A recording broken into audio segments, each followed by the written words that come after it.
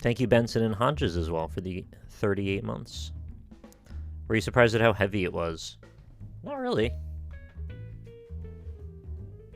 It looks about as heavy as I think I would expect it to look. Oh my god, it takes up the whole frame, too.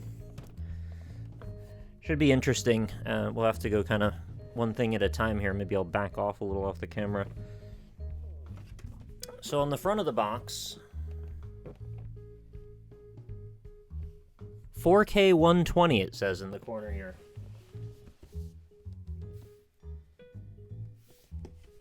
That's not a thing. I don't think that's a thing. There may be one game that will ever get to 4K 120. And then 8K?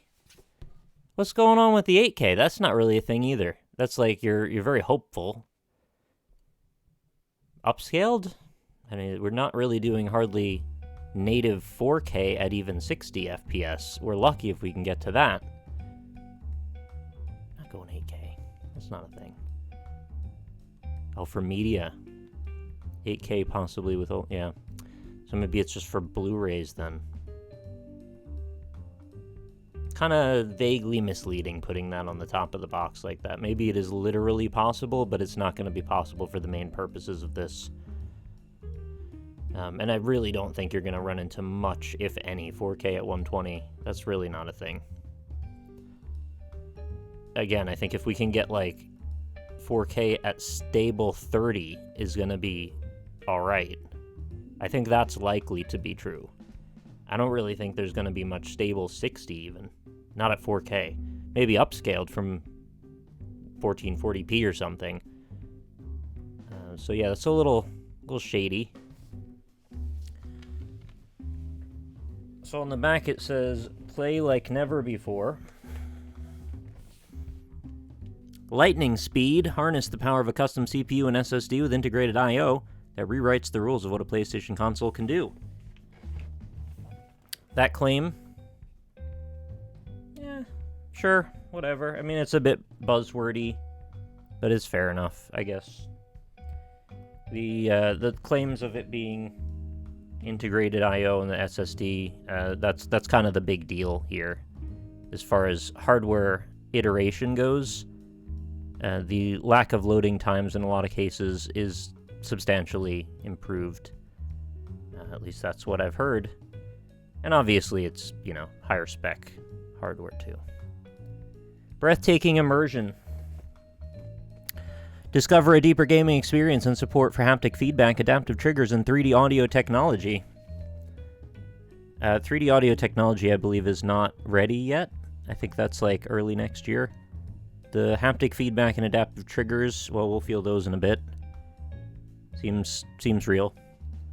And then stunning games, marvel at incredible graphics, and experience new PS5 features. Play a back catalog of supported PS4 games with system update. Pre-installed game rated E10 for fantasy violence. Not really much to say about that. It's a weirdly bland and sparse box.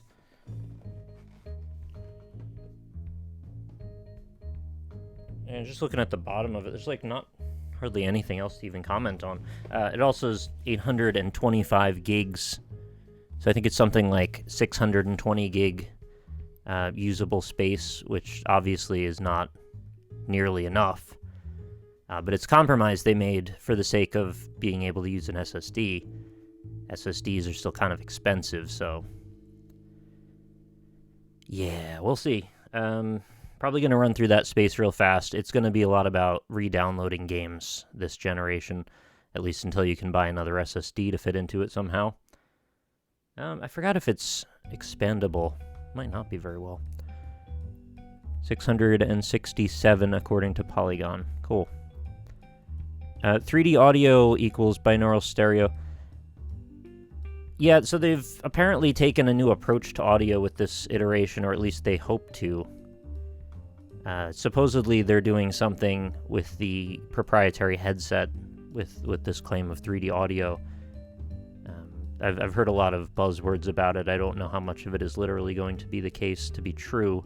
and then how much of it will end up integrated into actual games. So, should be cool if it's real. A lot of this stuff seems to be a bit of smoke and mirrors. It's not like the worst I've ever seen, though, but it's definitely not exactly clear. But it's also a bit of a difficult one because this generation, the iteration is subtle. I mean, obviously you're getting stronger hardware, but the exact specifics of what about it makes it a reason to upgrade, you know, they're kind of like smaller things than we're used to. Yeah, the new COD takes up a third of the space. It's ridiculous. Thank you very much, New Dust, for the 20 months, 22 in total. And did I say thank you to Benson and Hodges as well for 8 months? All right, let's get our Buju blade. Knife it open. I thought the sticker on the top actually looked vaguely tampered with. I don't think it actually is, but the way that it must have... Yeah, I think the way that the edge rocked, it looks like somebody lifted up the edge a little bit. But we're going to go ahead and give it a slice. No turning back now. Not like I would. And I've also ripped it. No, it's actually just along a perforation line. So it's in a big old sleeve.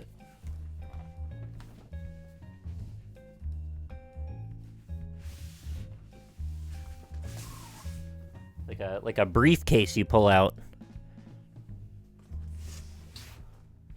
Yeah, imagine turning back now. So inside of our briefcase, there's instructions. So you pop this, and then you pop that, and then it tells you how to slide out the rest. So we're doing a double briefcase.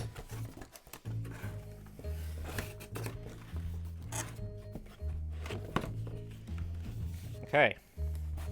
In the first fold out, we've got three things. Three things. We've got the controller here, which I will look at more closely. We've got a power plug. Looks like no bulbous lumps to go along with it. Just a single socket on the end and a power plug.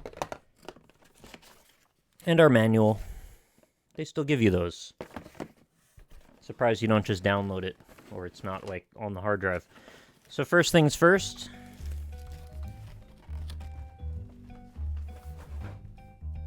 The controller.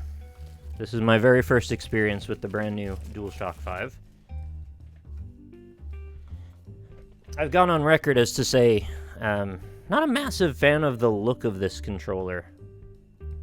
However, seeing it in person, I think the proportions make a little more sense than in the images, because it's always propped up a bit awkwardly at like a 3/4 angle. I don't really like that it kind of looks like it's wearing suspenders. I'd rather it was all one color, but I'm sure we'll have solutions for that down the line, whether that comes in the form of new official ones or perhaps there'll be modding options. I'm not sure what that'll constitute exactly. So let's see. Button. Firm, but has a slight bit of give. Feels conclusive that you've pressed the button. The travel, though, from it being up to being flush-ish with the controller, it's pretty minimal, actually. You're very close to touching the face of the controller when you're pressing the button, which I feel like is like it's a reduced travel time from the prior controller. So the top, we've got pretty clicky shoulder buttons, actually. You can probably hear that. And thank God, no creaking this time. I don't know if you remember, but when I bought my PS4, as soon as I pressed these shoulder triggers down, I made a video about it at the time. It was awful. None of that this time. The face buttons, I've noticed also there's... The PlayStation button is no longer a button. It's literally the logo now. You press the logo.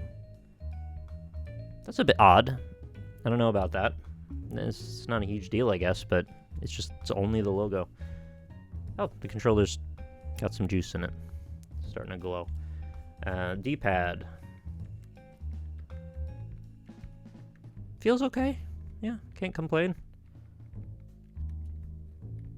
There's also enough distance from the face of the controller that it doesn't feel like you're dragging your finger across the plastic so much. This wasn't really a problem with the DualShock either, but it's considering that these buttons over here, it feels a bit more like there's less travel. I thought maybe that would be replicated with the D-pad. No, there's a bit more distance here. Kind of like that the D-pad looks a bit like little gems. They're almost like pomegranate seeds. It's kind of nice. And then we've got our options and... is it still share? I don't know. There's a... see if you can see it. There's 3 little whiskers coming off the top of it. I'm not really sure what that's supposed to mean. Then on the top, we've got what looks to be a standard USB-C connection. I like it. I like it. I actually like it a lot. The micro USB of the last one was not great. It didn't really connect well a lot of the time. And I had a lot of issues with the controller not getting properly charged. So we'll see if that's... well, shouldn't be any problem this time, hopefully. The touchpad has no texture at all to it. The PS4's DualShock was a little bit... it had like a grid across it, a vague, very subtle tactile feel to it. This is totally smooth. Just an empty blank shell. I don't know. That's fine. I don't really care. I didn't really like the touchpad that much anyway. I hope they don't shoehorn it into many things. There's a bit of a bevel happening on the bottom here. I don't know if this conveys well, but it's actually flattened off. Presumably, so it sits against the side of your hand better. Or if you put your finger under it, it feels like it locks in a little better. That's okay. That's like a nice little bit of subtle ergonomics. They still have the plastic seam running up the side, which I don't know if this is a problem for anybody else, but you know, if you play a lot of games, your hands tend to get a bit sweaty, and then you end up with junk in here, which is not great. I would have preferred that they, I don't know, didn't have a seam there if they could figure out a way to do that. Not really sure if that's possible, but yeah, it's there now anyway. What else? It's like a weird little nubbin on the back here. I don't know if this is anything. Oh yeah, let's give you a... that was the other thing I was going to mention. There is actually a tactile texture pattern to the grip on the controller on this side of the seam, but not on this side. I'm not sure it'll show up well enough on the camera. Oh, there you go. There's a little bit of a... seeing the specular highlight on the edge of the controller? It almost looks vaguely like a football.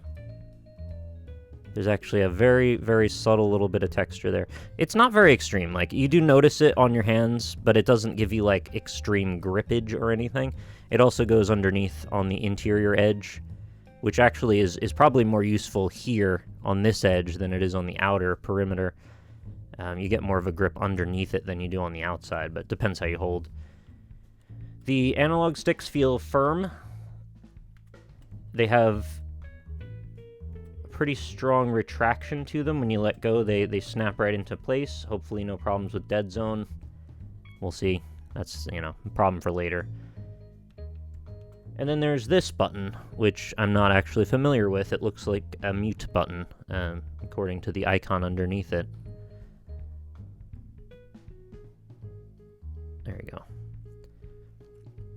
And on the bottom, underneath that, we seem to have and I guess that's an 1/8-inch audio jack. I don't know if there's anything special to it. It also seems to have some connectors next to it for proprietary Sony hardware, it looks like. I don't have any of that, so we'll see later if that matters. And that's pretty much the controller. I like the USB-C upgrade. That is kind of huge. Beyond that, it feels mostly like a horizontal upgrade, like it's mostly lateral. Seems fine. Other than that, I just, you know, not a massive fan of the look of it, but at the end of the day, whatever, it's more functional than aesthetic, so yeah, I'll live with that. Pretty sure it mutes the controller microphone. Oh, is there just... Can you just speak into the microphone all the time? Yeah, it does have a... It has a hole, right? Where is it? There. So maybe that's the mic hole, and then there's also a little grill, but that's probably the speaker. Can't really see. There's like vaguely something silver underneath, but I can't really tell what it is. Assuming it's a speaker. They've gone more aggressive on the grip as well on the analog sticks. They have a pretty strong tire tread pattern to them. Again, it's kind of hard to get the subtleties of texturization through the camera here, but yeah, it feels like it would grip your hand and grip your thumb pretty well. Click feels fine too for the L3 and R3. No complaints on that. I think the biggest potential issue I'm seeing is the travel time on the face buttons. It feels so close to flush that when you press it down, your hand it's already basically touching the controller. It's like the tiniest bit of travel. Maybe you can see it better when it's flush. It's really very small. I don't know if anybody else cares about that. But it seems alright. We'll get back into how that turned out after I've played some games for a while, I suppose. Alright, so the next thing... Well, I guess that's just the console and the manual. Nobody really cares about the manual very much.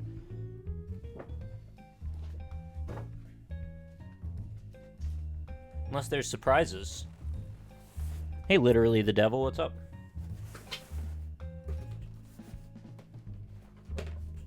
Glad to see you. I always like having the devil around. We've got a safety guide and a quick start guide. I'm not gonna spend long looking at this. I just wanted to take a very quick glance. What the hell? Oh, it's showing the... Oh, there's also a base for it as well. And wires. Assumedly, there's probably an HDMI cable in here or something. I've heard the setup is very good on this one. It's very streamlined and smooth.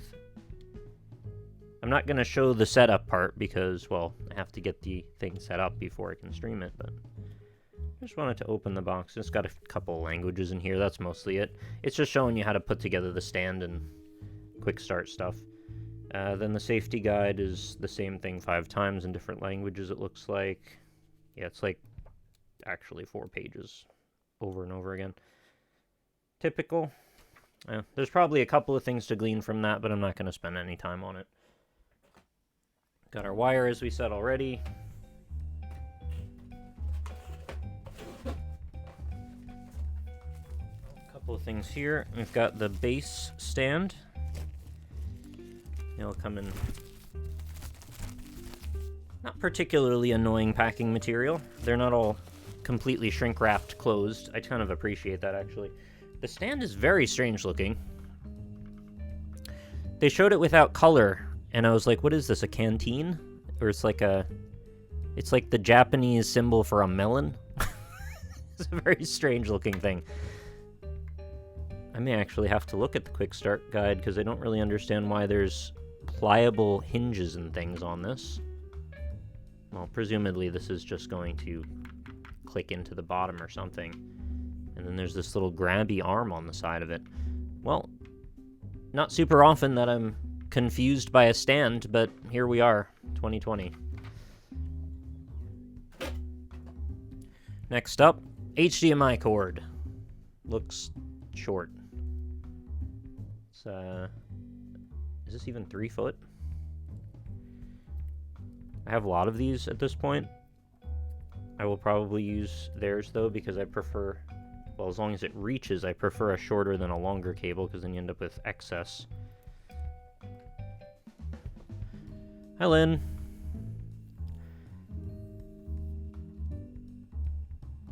It's a pretty short cable. See if you can get an idea. It wraps over itself twice. I'd say this is probably a 3 foot. Thanks very much, Shadow Knights. Also, sorry if I missed anybody. No, I think it was just Shadow Knights. Thank you for the 43 months.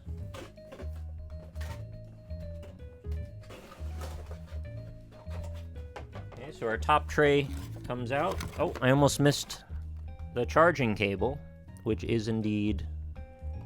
It's USB on one side, USB-C on one side, and USB standard on the other. So you can see. Also quite short. This is a bit of a misstep, I would say. I would much prefer a longer USB charging cable. They really don't want to let you play while you charge, for some reason. So, hopefully you've got another longer USB-C cable available, but this one is not doing you much in the way of favors. Did you get a black or a white one? There is only white. The black console, maybe they're going to announce later. You can also apparently take the faceplates off it and spray paint them if you want, so maybe I'll do that. Who knows? It'd be cool. I could have like a gold one. Oh yeah, that would be sick. Get a gold PS5. And you don't have to pay, what was it, $18,000? Thank you, T. Gibbonus, for the 22 months. Much appreciated. Okay, so we've taken out the top, all of the top compartments. That leaves us with only one area left.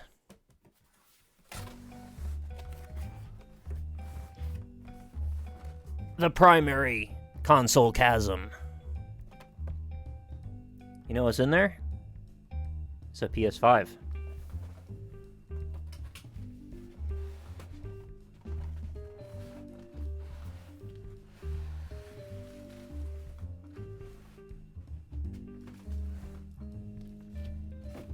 It's got some nice crating on the sides. I do appreciate that. Every console is going to get kicked around a little in shipping, so you want to make sure it's got the extra padding on the edges.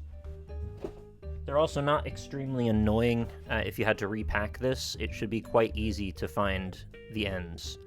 Now, this is not really a problem for most people, but since I worked at GameStop for ages, I got kind of used to packing and unpacking these kind of things. It's just kind of handy.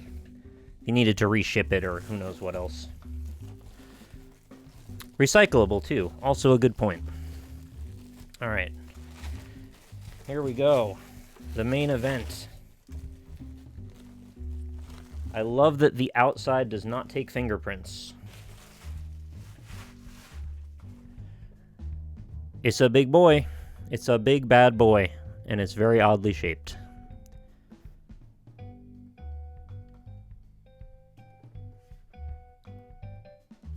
Just having a quick look at it. I personally don't like this design. I'm completely for the PlayStation 5. And I'm gonna get over it. But I still think it's kind of ugly. It looks a bit like a vampire wearing a popped collar. I grant that they're trying to do something cool with, you know, innovating in the design space. Whoa. And at the end of the day, it's just like I said with the controller. Who cares? It doesn't really matter what it looks like very much. I'm more partial to bland, kind of vague rectangles, but whatever. They did what they did. It's strange that it's asymmetrical with the disk drive when the digital version isn't. It's, you know, symmetrical all the way through as far as I know. I guess they could have somehow integrated it into the front panel, but, you know, whatever. Yeah, it's got very minimal I/O on it, it looks like. On the front, USB-C and a regular USB. It's got more obvious buttons, at least for power and eject. I didn't really dislike the way they did it on the PS4, but it was vague, having them be touch buttons like that. So I guess props on that. I do appreciate having more obvious buttons. It's pretty heavy too. I mean, it's not crazy heavy. It's not as bulky as like the original Xbox or something, but it's got a good bit of weight to it. Then on the back, it looks like we've got two USB 3s, LAN adapter, HDMI only, and then our power plug. So no bricks involved. I appreciate that. There's some kind of tiny little... I don't know what this hole is up here. Probably nothing. And then the whole interior is all vented and grilled and ribbed for all of our pleasure. Hopefully no overheating options. to be had. The front and the back. Also, the PlayStation logo is completely beveled. This is a cutout. You can actually put your finger into it. Kind of hard to tell again. It kind of looks like it's a stamp, but it's actually got depth. The disk drive appears to have a flap on the inside, one of those dust covers. So when you push a disk into it, it's probably going to push through a layer. I think that's good. I don't know if that matters very much, but probably better than to let the dust get into the drive, potentially. Am I going to stand it horizontal or vertical? I'm going to stand it horizontal, I believe. I was waiting to get the thing in my hands to see exactly where it would fit. I didn't know what the dimensions were, and I was just too lazy to look it up, actually. So I'm going to go try a couple different spots and see what's the best fit for it. And it's likely going to be horizontal. Yeah, I won't put it in a plastic box like they did at Walmart, I think. Had the display kiosks, and they were overheating, so. I've also heard it's fairly quiet. I believe it's to be quiet, so I appreciate that very much. So the PS4 was a mighty engine. And, well, I respect that they needed to do that because the fans need to cool the damn thing down. I'd rather that than the alternative. But also having it be quiet is nice, too. So that's what we got. A big old white rectangle on one side and a weird future router on the other. I have a feeling I'm going to much prefer whatever the slim design ends up being for the second gen PS5. But hey, I'm impatient. I wanted the thing to play freaking Demon Souls right now. Also, if you've never seen what the top looks like, it's all a bit awkward, isn't it? Having these sharp edges on one side and then rounded on the interior, and then it's like tapered here and then the ribs. It's so many different textures. And then it also says Sony on the interior here, in case you didn't know. Now you know. Yeah, I don't know. All right, well, that's the PS5. I'm going to go set it up and install things. I'll update the console, download Demon Souls and that. Provided that all works properly and I can get the thing to pass through my streaming setup into my capture card, then I should hopefully be back on later tonight to play some. Looks amazing. Well, the game looks fantastic. I can't wait to play it, to actually try it myself. This was just meant to be a quick little thing, just to show you what's in the guts of the PS5 in case you had any questions. They didn't outdo themselves with extras or anything. There's really not much extra. I guess the one thing they did that they didn't have to do is put the stand in there. It feels like pretty cheap, thin plastic, to be honest. Not really too amazing. Also, if they would have not skimped on the length of the charging cable, I would have appreciated that more, too. I mean, I'm also pretty just amazed that the thing only cost $500. I know only is a bit relative in this situation, but now that phones all cost $1,000+, I figure they just go buck wild with it. Like, man, this thing can do 4K and has ray tracing. Yeah, charge $800 for it. So it's not. It's $400 or $500 depending on which console you got. So I guess there's a pretty good value to that. If you're not a PC gamer, this is a very powerful console, and it has some backward compatibility with, I think they said, most PS4 games. Yeah, well, I'm going to see what transfers over as well. I know PT doesn't, so I can't even sell the PS4 with PT on it since it's linked to my account, so it's literally locked on that PS4 to my account forever until, the end of time, I guess. I also don't think I get any bonuses for having bought PS4's Spider-Man disc. I was hoping maybe they'd give me a discount toward the remaster or something, but I don't think they will. I'm going to find that out too. So whenever I am next up on this platform, I will let you know the results of some of those things. There's like 50 games you can't play. That's not too bad. I wish they could just literally support every game, all the way back to the PS1. I mean, at this point, it would be relatively minor for them to just emulate the damn games. I've got massive library of PS1, PS2 games, and I kept my first-gen 60-gig PS3 to play all the older stuff.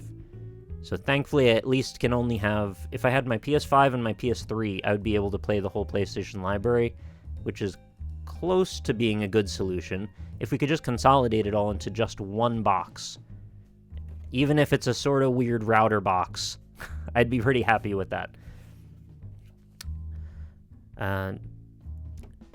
Most PS4 games actually get boosted, not Bloodborne, though, at least as of right now.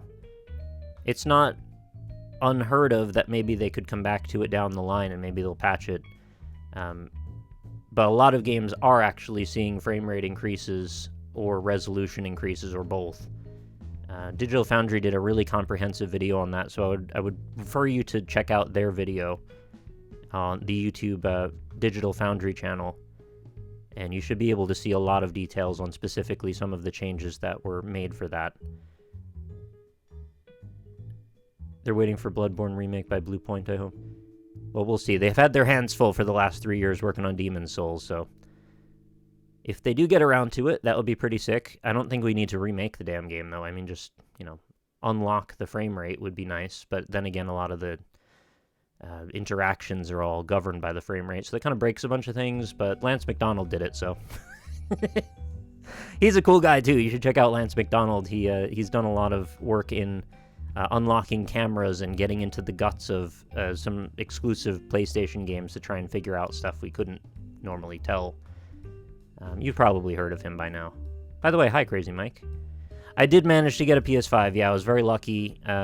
One of the things that I thought was a broken... I say broken because of the way that the state of the website was at the time. A broken pre-order turned out to be a correct pre-order, and then they mailed it. So, yeah, I just got it today. Just went over the unboxing. I'm going to go set it up now, and, well, I'll let you know later how that went. Presumably, it'll be fairly smooth. It will probably still take a few hours to download everything.